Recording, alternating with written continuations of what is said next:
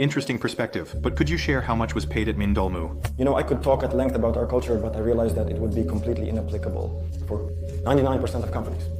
We have a truly unconventional situation. For example, Monobank is run by 4 key business partners who each have an equal say, almost equal shares, and there is no single person who makes the final decision. So every decision is always the result of joint discussion, sometimes involving compromises, and so on. In reality, companies that are managed not by one person, but by 4 people, are extremely complex. We've simply been fortunate to have a long history of working together, which is why we almost always manage to find a compromise. Of course, this approach wouldn't work in most other companies.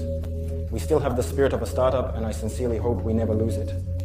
That's why we use very few bureaucratic tools, including those we once relied on, back in the day at Pivot Bank, for example.